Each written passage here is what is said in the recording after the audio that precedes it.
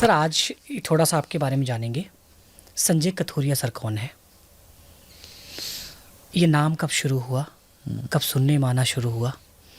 जहाँ तक मैं जानता हूँ आप एक लंबे समय तक जॉब किए हैं।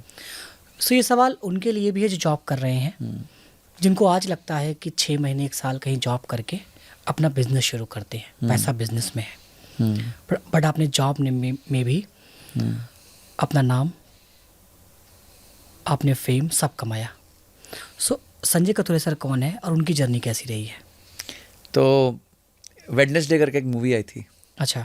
तो उसमें जब लास्ट में नसरुद्दीन शाह से पूछा कि अब कौन हो, तो उसने कहा कि I am just a common man. तो वही जवाब मेरा है कि I am just a common man. और इसलिए शायद लोगों ने मेरे साथ ज़्यादा प्रेम दिखाया, क्योंकि मैं वही हूँ, मैं आप में से ही हूँ। मैं कोई बहुत अमीर ख़ानदान से नहीं हूँ। मेरे पिताजी जो हैं वो गवर्नमेंट सर्विस में रहे ज़िंदगी भर, 36 साल ONGC में काम किया, 1979 से 2015। ग्रेट। दादाजी का बिज़नेस ख़राब हो गया था। पिताजी जो थे वो उन्होंने पढ़ाई करी, पढ़ाई में टॉप किया, BSc MSc टॉप किया, और तब गवर्नमेंट के अलावा कोई विकल्प बड़े होते नहीं थे। इंजीनियरिंग नहीं कर पाए, पैसा नहीं था घर में। डॉक्टरी नहीं कर पाए, पैसा नहीं था घर में। और जो है गंगानगर में साबुन की फैक्ट्री में उनकी, मतलब मेरे दादाजी की साबुन की फैक्ट्री थी, तो वो लगेज ढोके 25-25 किलो कहाँ का। पे सर? गंगानगर, राजस्थान। अच्छा, राजस्थान, हाँ। Okay okay. तो श्री गंगानगर में दादाजी की जो फैक्ट्री थी उसमें से सामान ढो ढो के रिटेलर डिस्ट्रीब्यूटर के पास जा जा के सामान देना, वो उनका काम होता था। और पैसा निकालना, गाली खाना डिस्ट्रीब्यूटर डीलर से, वो सब उनके काम थे। सो आपकी भी जर्नी वैसी रही है जैसे कॉमन? बिल्कुल, I am just a common man. जैसे मैंने कहा कि वो जैसे वेडनेसडे में डायलॉग है, I am just a common man. और पर पापा एजुकेशन पे बहुत फोकस्ड रहे हमेशा।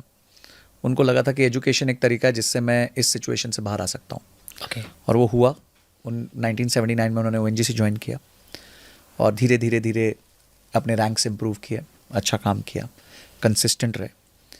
और उनमें भी एक मैंने चीज़ नोटिस करी कि क्योंकि उस टाइम क्या था कि अभाव इतना था, अबंडेंस नहीं थी देश में। देश में ही अबंडेंस नहीं थी। देश बड़ा अजीबोगरीब माहौल पे था 1984 में, इंदिरा जी के टाइम पे, या फिर उसके टाइम पे एक सर्टेनिटी नहीं थी पूरे कंट्री में। राइट। 1991 के बाद थोड़ी सी स्थिति बेहतर होनी चालू हुई थी। तो वो जो 12-14 साल उन्होंने निकाले उस टाइम, बड़े अभाव में निकाले। दारिद्र्य नहीं बोलूँगा, अभाव बोलूँगा। दारिद्र्य तो होता बिल्कुल पैसे नहीं, अभाव हो गया कि मतलब थोड़ा शॉर्ट कमिंग रह जाती है। पर उस बीच भी उन्होंने फ्रुगैलिटी के साथ अच्छे से इन्वेस्टमेंट्स की जर्नी 1981 से चालू करी। ओके। शेयर्स खरीदे, घर खरीदा, घर बनाया बड़ौदा में अपना। पहले वो बड़ौदा रहते थे, तो बड़ौदा में घर बनाया, धीरे धीरे अपने आप को बिल्ड किया। और 1991 में देश में लिबरलाइजेशन, प्राइवेटाइजेशन, ग्लोबलाइजेशन हुआ, और 1991 में ही हम लोग बॉम्बे आ गए। ओके। तो उससे पहले पिछले 3 साल हम आसाम में थे। पापा की पोस्टिंग आसाम में थी। कंपलसरी पोस्टिंग होती है ONGC में, 3 साल एक व्यक्ति को आसाम में रहना पड़ता है। तो वो पोस्टिंग करके हम आए थे। और 1991 में मैं 7 साल का था। तो आए और हमने यहाँ पे घर मिला सपनों की नगरी में। ओके। और उसके बाद अपार्टमेंट मिला कंपनी की तरफ से, 1 बेडरूम हॉल किचन, 500 बहुत स्क्वायर बड़ी फीट बात है अपार्टमेंट में रहना। यस, बॉम्बे में, जुहू में, Yes, yes, जहाँ yes. सारे एक्टर एक्ट्रेसेस रहते हैं। और वहाँ से फिर मेरी एजुकेशन चालू हुई। तो मैंने Saint Joseph's High School Bombay में अपनी एजुकेशन पूरी करी। ओके।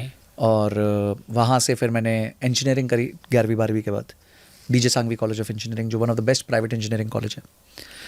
और उसके बाद मैंने MBA फाइनेंस करी वेलिंगकर से। मेरे घर में पढ़ाई का बहुत माहौल रहा। पिताजी नंबर्स में बहुत अच्छे हैं, बहुत अच्छे हैं, मुझसे भी ज़्यादा तेज़ हैं।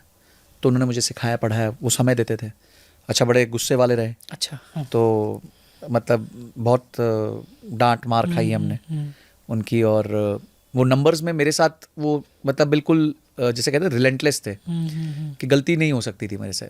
तो पहले जो था कि डर के मारे नंबर्स करते थे, फिर प्यार के मारे करने लग गए, मतलब पसंद आ गया नंबर्स। और मेरे पापा यही कहते थे कि इस दुनिया में कोई ऐसी चीज़ नहीं है जिसमें नंबर नहीं अटैच हो सकता। क्या बात है। तो इसलिए नंबर्स को जानना बहुत ज़रूरी है अगर आपको लाइफ में आगे बढ़ना है। तो यही किया हमने, पढ़ाई करी, मैथ्स में बहुत अच्छे रहे। फिर 10वीं में ठीक ठाक मार्क्स आए, 83% के आसपास आया। तो बॉम्बे में वो सिस्टम होता है कि 11वीं 12वीं आपको कॉलेज में करना पड़ता है, ओके। स्कूल में नहीं होता।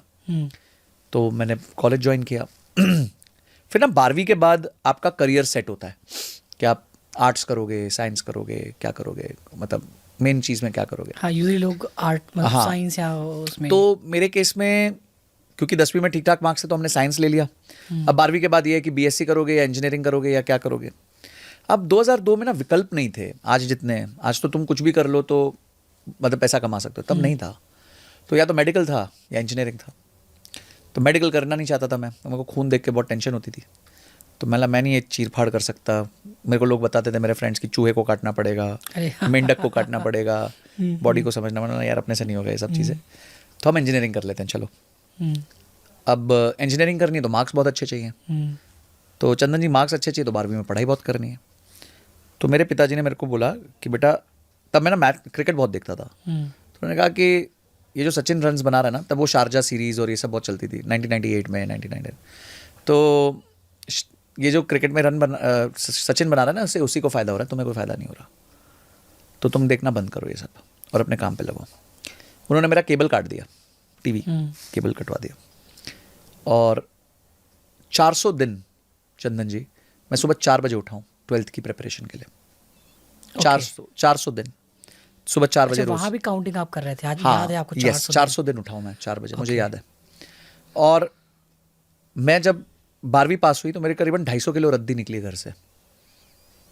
12वीं किस आप? मैंने physics, chemistry, maths, okay. Science में। तो फिजिक्स, केमिस्ट्री, मैथ्स के आधार पे आपको इंजीनियरिंग में एडमिशन मिलेगा। मुझे 97.67% आया था फिजिक्स, केमिस्ट्री, मैथ्स में। ओह। मैथ्स में 98, फिजिक्स में 98, केमिस्ट्री में 97। उस टाइम पे पास होना बहुत टफ था लोगों के लिए। हाँ, तो I was 194th in Bombay and 494th in Maharashtra as a rank out of lakhs of students.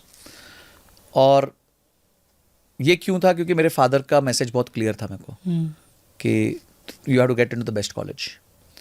और इसके बाद फिर मैंने बेस्ट प्राइवेट इंजीनियरिंग कॉलेज से मैंने इंजीनियरिंग करी। पर इंजीनियरिंग के 1-2 सेमेस्टर में मैं रियलाइज़ कर गया ये चीज़ मेरे लिए है नहीं। ओके। क्योंकि इंजीनियरिंग एक बहुत बैक एंड जॉब है। तो और मेरा थोड़ा सा ये फाइनेंस की तरफ रुचि थी, नंबर्स की तरफ रुचि थी। तो मैंने बोला मैं MBA करूँगा इसके बाद, इंजीनियरिंग के बाद। इंजीनियरिंग के बाद। इतना समझ आ गया था कि इंजीनियरिंग अपने काम की चीज़ नहीं है।